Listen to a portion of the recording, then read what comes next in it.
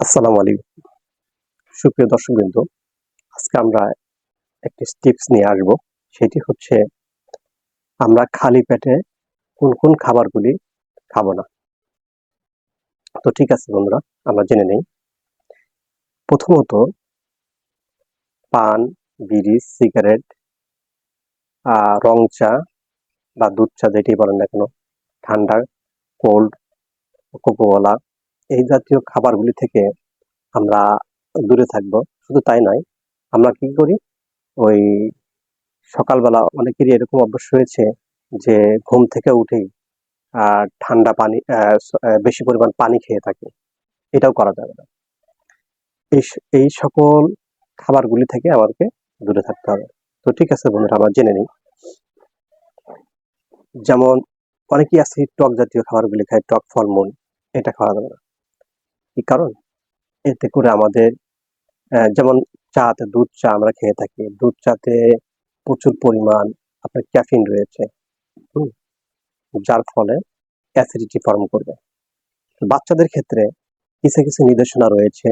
সকালবেলা ঘুম থেকে উঠেই বাচ্চারা কান্নাকাটি করে খাবার জন্য, আমরা করি কি, বেকারির বিস্কিট বা চিপস এই জাতীয় খাবারগুলি নিয়ে এসে দেয়, বা আপনার জুস এই জাতীয় খাবারগুলি নিয়ে এসে, এটাতে কি পরিমাণ ক্ষতি হয় আপনি চিন্তাও করতে পারবেন না।